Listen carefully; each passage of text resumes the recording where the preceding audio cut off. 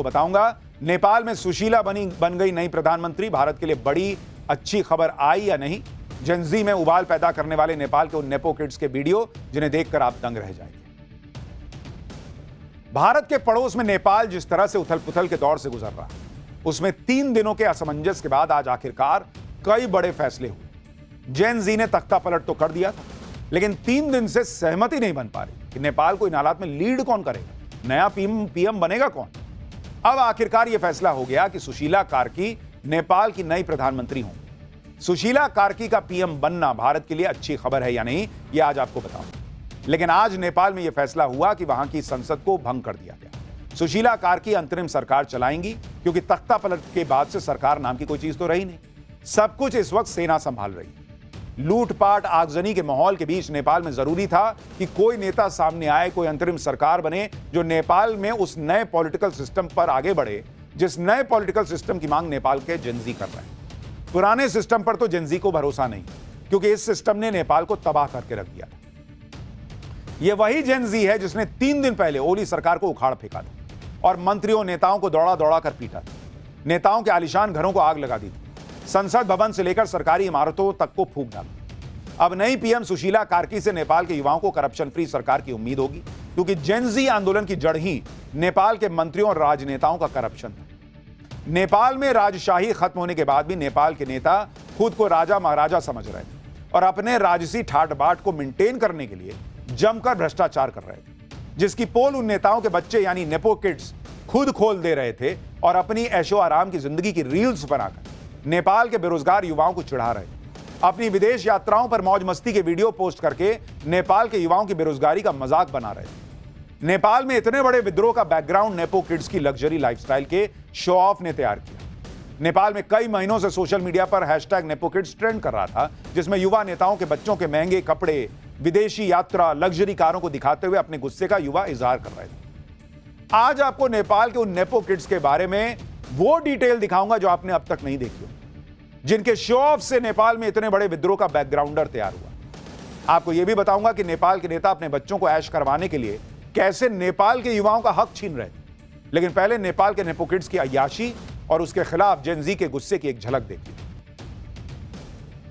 नेपाल के जेनजी आंदोलनकारियों के गुस्से की सबसे बड़ी वजह यह थी कि नेपाल में राजशाही साल 2008 में खत्म हो गई, लेकिन नेपाल के मंत्रियों और नेताओं के बच्चों के राजसी ठाटबाट खत्म होने का नाम ही नहीं ले रहे थे। इसलिए नेपाल के युवाओं का गुस्सा नेपो किड्स पर भी फूट पड़ा। नेपाल में सबसे ज्यादा ट्रोल होने वाली नेपो किड का नाम है श्रृंखला खातीवाड़ा, जो नेपाल के पूर्व स्वास्थ्य मंत्री विरोधी खातीवाड़ा की बेटी है। उनकी मां भी विधायक हैं। 29 साल की श्रृंखला 2018 में मिस वर्ल्ड नेपाल रह चुकी है। वो इंस्टाग्राम पर काफी एक्टिव रहती है। उनकी एक एक रील, एक एक वीडियो आप देखते जाइए। आप नेपाल के नेपो किड की ये रील देखिए, जिसमें उनकी लग्जरी लाइफस्टाइल का पता चलता है। श्रृंखला नेपाल में कम और विदेशी यात्राओं पर ज्यादा रहती थी। लंदन, अमेरिका, स्विट्जरलैंड जैसी जगहों पर घूमते हुए रील्स पोस्ट किया करती थी। अब नेपाल के युवाओं को आग लग रही थी कि भाई हम तो यहां बेरोजगार बैठे हैं, ये देखिए कहां घूम रही है। श्रृंखला खातीवाड़ा जैसे नेपो किड्स की लाइफस्टाइल देखकर ही नेपाल के जेनजी का सब्र जवाब दे रहा है। विरोध प्रदर्शन शुरू होने से पहले श्रृंखला के इंस्टाग्राम पर 10 लाख फॉलोअर्स थे, जो अब तेजी से घट रहे हैं। नेपाल के पूर्व प्रधानमंत्री शेर बहादुर देउबा के घर को भी जला दिया गया। देउबा और उनकी पत्नी को पीटा गया था, जिनकी बहू शिवना श्रेष्ठा भी सोशल मीडिया पर अपनी रईसी का खूब प्रदर्शन करती थी। नेपाल के जेनजी के निशाने पर थी। शिवना की शादी पूर्व पीएम देउबा के बेटे जयवीर सिंह से हुई, जिनकी आलीशान शादी के वीडियोज ने नेपाल के जेनजी के गुस्से को और बढ़ा दिया, जो सोशल मीडिया पर लिख रहे थे कि देखो नेपाल के टैक्स पेयर्स के पैसों को नेपो किड्स की शादियों पर कैसे लुटाया जा रहा है। नेपाल के पूर्व पीएम देउबा के बेटे और बहू की तस्वीरें और वीडियो वायरल हो रहे हैं, जिनमें वो बहुत ही शानदार जिंदगी बिताते दिख रहे हैं। लग्जरी होटल, महंगे महंगे ब्रांडेड कपड़े, कैंडल लाइट डिनर चल रहा है। नेपो किड्स के ऐश की तस्वीरें नेपाल के युवाओं के मन में नफरत के बीज बो रही। नेपाल के एक और पूर्व प्रधानमंत्री पुष्प कमल दहल प्रचंड के खिलाफ भी नेपाल के युवा प्रचंड गुस्से में, जिन्होंने अपनी पोती स्मिता बहल की शादी दिसंबर 2024 में और शादी में करोड़ों रुपए पानी की तरह बहा दिया। शादी के जो वीडियो आए थे उन्हें देखकर सोशल मीडिया पर गुस्सा फूट पड़ा। नेपाल की नेपो किड स्मिता दहल भी अपने महंगे लाइफस्टाइल के लिए सोशल मीडिया पर सुर्खियां बटोरती रही। महंगे महंगे लग्जरी ब्रांड्स के हैंडबैग, उसके साथ तस्वीरें पोस्ट कर रही है। नेपाल के पूर्व कानून मंत्री बिंदु कुमार थापा के बेटे सौगत थापा का तो अलग ही जलवा है, जो लग्जरी सामान के साथ अपनी लैविश लाइफ का सोशल मीडिया पर जमकर शो ऑफ करते हैं। प्रोटेस्ट के दौरान सौगत थापा की एक तस्वीर खूब चर्चा में आई, जिसमें उसने क्रिसमस मनाने के लिए अपने महंगे ब्रांडेड जूतों के डिब्बों से पूरा का पूरा क्रिसमस ट्री बना दिया। इतना जूता है भाई के पास। इससे लोगों ने कहा कि इसकी अय्याशी और ऐश भरी जिंदगी का पता चलता है कि जूते के डब्बे इतने हैं कि उससे क्रिसमस ट्री बना दिया भाई। नेपाल के बाकी नेपो किड्स की तरह नेपाल के पूर्व कानून मंत्री का बेटा भी अपने महंगे शौकों की रील्स बनाकर नेपाल के युवाओं को चिढ़ा रहा था। नेपाल में नेपो किड्स की लग्जरी लाइफस्टाइल को देख देखकर नेपाल के जेनजी का पारा चढ़ा हुआ। जेनजी खुलकर सोशल मीडिया पर कह रहे थे कि भ्रष्ट नेता देश को लूटकर अपने बच्चों को अय्याशी करवा रहे हैं। नेपाल के एक न्यूज पोर्टल की रिपोर्ट के मुताबिक नेपाल में प्रधानमंत्री और उप प्रधानमंत्री की सैलरी सिर्फ 77,280 रुपए है, जबकि नेपाल में एक मंत्री की मासिक सैलरी 72,310 रुपया है।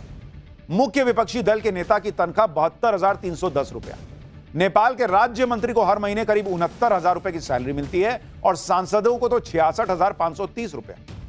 पब्लिक पूछ रही है कि इनमें से किसी की सैलरी लाख रुपया के पार नहीं है, तो इनके बच्चे ऐसे लग्जरी लाइफस्टाइल कैसे जी रहे हैं? इतना बड़ा बड़ा इन्होंने महल कैसे बना लिया? जाहिर है इतनी कम सैलरी में तो सिर्फ सिंपल लाइफस्टाइल मेंटेन हो सकता है। लेकिन नेपाल में सिर्फ मंत्री ही नहीं, नेताओं और सांसदों की जिंदगी भी ऐश में कट रही है। और यह कैसे मुमकिन हो रहा था, इसका पता ग्लोबल वॉच की रिपोर्ट से पता लगता है, जिसके मुताबिक नेपाल के पूर्व पीएम केपी ओली के स्विट्जरलैंड के एक बैंक में 41 करोड़ रुपए जमा है। पूर्व पीएम पुष्पकमल दहल की दुबई में करोड़ों रुपए की संपत्ति है। नेपाल के कई नेताओं और मंत्रियों ने दूसरे देशों में करोड़ों अरबों रुपए का निवेश किया हुआ है। नेपाल के युवाओं का यही तो आरोप है कि भ्रष्टाचार के इसी पैसे से नेता अपने बच्चों को अय्याशियां करवा रहे हैं। लेकिन जब जेनजी की सहमति से नेपाल में नई सरकार का गठन हो गया, सुशीला कार्की ने अंतरिम प्रधानमंत्री पद की शपथ ले ली है। सुशीला कार्की कौन है, आपको यह भी जानना चाहिए। देखिए, यही शपथ ले रही है। सुशीला कार्की ने 1975 में बनारस हिंदू यूनिवर्सिटी से पॉलिटिकल साइंस में एमए किया था। 73 साल की सुशीला कार्की 2016 में नेपाल की पहली महिला चीफ जस्टिस बनी। चीफ जस्टिस रहते हुए उन्होंने भ्रष्टाचार के खिलाफ कई बार सख्त बयान दिए। सुशीला कार्की का नेपाल का नया पीएम बनना भारत के लिए अच्छी खबर है या नहीं, यह भी आपको देखना जरूरी है, क्योंकि इससे पहले नेपाल के पीएम केपी शर्मा ओली के कार्यकाल में उनके भारत विरोधी रुख ने भारत नेपाल के संबंधों में बड़ी दरार डाली थी। लेकिन सुशीला कार्की के आने से भारत नेपाल के लिए बड़ा मौका है कि वो अपने संबंधों को मजबूत करें। सुशीला कार्की खुद कह चुकी हैं कि वो पीएम मोदी का सम्मान करती हैं और भारत के साथ संवाद और सहयोग बढ़ाने की इच्छा रखती हैं। सुशीला कार्की ये भी कह चुकी हैं कि नेपाल और भारत के आम लोगों के बीच सदियों से दोस्ती, भाईचारा और सम्मान रहा है, जिसे मजबूत किया जा सकता है। पहले नेपाल के पीएम ओली चीन के प्रभाव में भारत का विरोध करते थे, लेकिन सुशीला कार्की से उम्मीद होगी कि वो भारत से रिश्तों को तरजीह देंगी। लेकिन अब आज की डेट में कौन नेता क्या निकल जाए, बाद में कहा नहीं जा सकता। फिलहाल उम्मीद है कि भारत से नेपाल के संबंध पहले की तरह बेहतर, लेकिन अब उस रिश्तों के खजाने में क्या है, ये तो भविष्य बताए। फिलहाल आपको अगला चैप्टर बताता हूं कि मथुरा के बांके बिहारी के खजाने में क्या है। 54 साल बाद खुलने जा रहा मथुरा के बांके बिहारी का खजाना, क्या क्या निकलने वाला है, कितना सोना, कितना चांदी, कितने जवाहरात। बांके बिहारी के खजाने की चकाचौंध हैरान कर देगी क्या, अब इसका चैप्टर। वृंदावन के बांके बिहारी मंदिर की चर्चा पूरे देश में होती है, लेकिन बहुत कम लोग ये जानते हैं कि बांके बिहारी मंदिर के एक तहखाने में खजाना भी है, जो तहखाना पिछले 54 साल से खुला ही नहीं। कोई नहीं जानता कि इस तहखाने में कितना खजाना है और खजाने में क्या क्या है। अब 54 साल के बाद ऐसा दिन आया है कि बांके बिहारी मंदिर का तहखाना खुलेगा और खजाना सामने आएगा। इस खजाने में क्या क्या कीमती सामान है, इसकी पूरी लिस्ट बनाने की तैयारी शुरू हो चुकी है। खजाने में कितना सोना है, कितनी चांदी है, कितने हीरे और जवाहरात हैं, एक एक चीज का वजन किया जाएगा और उसकी कीमत का पता चलेगा। पूरी लिस्ट तैयार होगी। इससे पहले साल 1971 में आखिरी बार बांके बिहारी मंदिर का खजाना खोला गया था, इसलिए इस नई लिस्ट को पुरानी लिस्ट से मिलाया जाएगा ताकि यह चेक किया जा सके कि इस खजाने में कोई घपला तो नहीं कि हुआ है। आज पाठशाला में बांके बिहारी मंदिर के खजाने से जुड़ी एक एक डिटेल आपको बताऊंगा, लेकिन पहले बांके बिहारी मंदिर के दर्शन कर लीजिए और मंदिर का खजाना देखकर कैसे आंखें चौधिया जाएंगी, उसकी एक झलक देखिए। बांके बिहारी मंदिर का खजाना खुलने की इतनी चर्चा क्यों हो रही है, यह भी आपको बताता हूं। दरअसल जब 11 साल पहले केरल के पद्मनाभ स्वामी मंदिर के खजाने का तहखाना खुला तो देश ही नहीं पूरी दुनिया हैरान रह गई, क्योंकि मंदिर के तहखाने में बंद खजाने में 1 लाख करोड़ से ज्यादा के सोने चांदी के सिंहासन, छत्र, मुकुट, आभूषण, सिक्के और हीरे जवाहरातों के ढेर में। इसी तरह जब पिछले साल जुलाई में पुरी के जगन्नाथ मंदिर के तहखाने को खोला गया तो वहां भी सोने चांदी के आभूषणों, सिक्कों और दूसरे चढ़ावे को ले जाने के लिए लकड़ी के बड़े बड़े बक्से लगाने पड़े। अब सब लोग ये सोच रहे हैं कि बांके बिहारी मंदिर के तहखाने का खजाना खुलेगा तो उसमें से क्या क्या निकलेगा, क्योंकि यह तहखाना 54 साल बाद खुलने जा रहा है। मंदिर के सेवायतों यानी बांके बिहारी के सेवा में पीढ़ियों से जुटे परिवार वालों के मुताबिक उनके पास रखे पुराने कागजात में खजाने में रखे जिन बेशकीमती सामान का जिक्र है उसमें पन्ना जड़ा हुआ सोने से बना मोरनी हार शामिल है, जिसे काफी दुर्लभ बताया गया है। नवरत्नों से भरा हुआ स्वर्ण कलश है। सहस्त्र फणी यानी सैकड़ों फनों वाला शेषनाग जिसे चांदी से बनाया गया है। हीरे जवाहरात से जड़ी हुई सोने की छड़ियां और बांसुरी, सोने और चांदी के सिक्कों के ढेर, कीमती आभूषण और गहने शामिल हैं। इसके अलावा भरतपुर, करौली, ग्वालियर जैसी रियासतों से मिले दान सेवा पत्र भी रखे गए। बांके बिहारी मंदिर के तहखाने का रास्ता श्री बांके बिहारी जी की मूर्ति के सिंहासन के नीचे बने एक सीक्रेट रास्ते से होकर जाता है। यह रास्ता करीब 12 सीढ़ियां उतरने के बाद बना हुआ है। श्री बांके बिहारी मंदिर से हमारे सहयोगी की एक रिपोर्ट देखिए। हम वृंदावन में मौजूद हैं और ये देखिए आप मेरे पीछे श्री बांके बिहारी मंदिर देख रहे हैं। श्री बांके बिहारी मंदिर में बांके बिहारी जहां पर विराजमान है उनके सिंहासन के ठीक नीचे ही ये तोशित खाना है और वहीं पे पूरा का पूरा जो खजाना है वो मौजूद है। ये जो आप मंदिर देख रहे हैं, मंदिर के अंदर अगर मैं आपको बताऊं तो ये जो दीवार आप सामने देख रहे हैं, गेट नंबर 1 के सामने निकासी द्वार जो है वहां पर लेफ्ट हैंड साइड में, यानी कि ये जो आप देख रहे हैं ये यहाँ पर जहां बांके बिहारी विराजमान है उनके सिंहासन के ठीक नीचे जो है वो एक तोशित खाना है और उसी के अंदर जो खजाना है वो मौजूद है। श्री बांके बिहारी मंदिर में खजाने का रास्ता सीक्रेट रखे जाने की वजह भी मंदिर के पुजारियों ने बताई।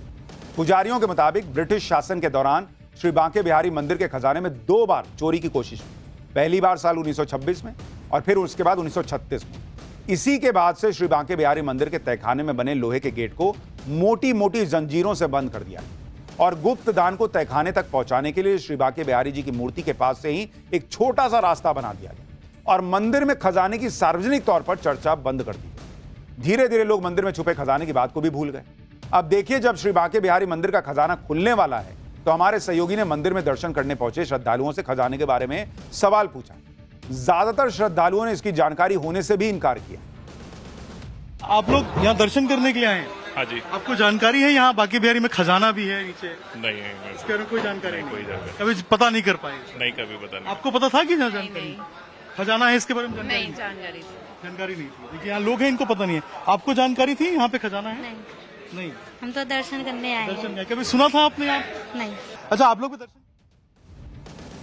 श्री बांके बिहारी मंदिर के खजाने का रहस्य तो जल्दी ही खुल जाएगा। मंदिर में खजाना कब बनाया गया और कब कब खुला ये भी आपको बताता हूं। श्री बांके बिहारी मंदिर कमेटी के सदस्य आचार्य दिनेश गोस्वामी के मुताबिक बांके बिहारी मंदिर के मौजूदा स्वरूप का निर्माण साल 1864 में भरतपुर के राजा रतन सिंह ने करवाया। राजा रतन सिंह ने ही बांके बिहारी जी के खजाने को सुरक्षित रखने के लिए मूर्ति के नीचे तहखाना बनवाया। आखिरी बार जब साल 1971 में खजाना खोला गया उस वक्त खजाने से कई कीमती आभूषण और गहनों की लिस्ट बनाकर एक बक्से में सील करने के बाद बैंक के लॉकर में जमा करवा दिए गए। इसके बाद साल 2002 और 2004 में मंदिर समिति ने खजाने को खोलने की कोशिश की लेकिन मंजूरी नहीं मिल पाई। अब यह भी जानना जरूरी है कि आखिर 54 साल के लंबे इंतजार के बाद श्री बांके बिहारी मंदिर का खजाना खुल क्यों रहा है। दरअसल श्रद्धालुओं की सुविधा के लिए बांके बिहारी मंदिर कॉरिडोर बनाने का फैसला हुआ है, जिसके लिए जमीन मंदिर के खजाने से खरीदी जानी है। हालांकि सुप्रीम कोर्ट पहले ही यह साफ कर चुका है कि सिर्फ जमीन खरीदने के लिए ही बांके बिहारी मंदिर के खजाने का इस्तेमाल किया जा सकेगा। श्री बांके बिहारी मंदिर कॉरिडोर करीब 5 एकड़ के एरिया में बनना है और इस पर करीब 500 करोड़ की लागत आने का अनुमान है। यह खर्च कॉरिडोर के लिए जमीन के अधिग्रहण पर किया जाएगा। जमीन के अधिग्रहण में जिनके मकान और दुकान आएंगे उन्हें मुआवजा भी दिया जाएगा। यूपी सरकार ने 2022 में इलाहाबाद हाईकोर्ट में यह कहा था कि भीड़ को कंट्रोल करने, मंदिर में भक्तों के लिए बेहतर होल्डिंग एरिया और कॉरिडोर बनाने के लिए मंदिर के नाम 5 एकड़ जमीन खरीदी जानी है। यूपी सरकार ने कोर्ट में यह भी जानकारी दी थी कि श्री बांके बिहारी मंदिर में हर रोज 40 से 50 हजार श्रद्धालु दर्शन के लिए पहुंचते हैं। वीकेंड पे आंकड़ा 2 लाख तक पहुंच जाता है और त्योहारों पर तो 5 लाख श्रद्धालुओं के पार चला जाता है। कॉरिडोर बनने के बाद श्री बांके बिहारी मंदिर तक पहुंचना, दर्शन करना कितना आसान हो जाएगा, इसे समझने के लिए आपको बांके बिहारी मंदिर में जुटने वाली भीड़ की तस्वीर देखना चाहिए। कितना कंजेस्टेड एरिया है और भीड़ वाला इलाका है। कॉरिडोर बनने के बाद सीधा रास्ता तैयार हो जाएगा। 2022 में भीड़ के कारण हुई भगदड़ में कुछ श्रद्धालुओं की जान भी चली गई, जिसके बाद श्री बांके बिहारी मंदिर में बेहतर बुनियादी ढांचे की जरूरत महसूस की गई थी। क्योंकि आप देखिए, बहुत संकरा इलाका है, जहां जब सोचिए हजारों लाखों श्रद्धालु पहुंच जाते हैं तो किसी भी वक्त कुछ हादसा ना हो जाए, इसका डर लगा रहता है।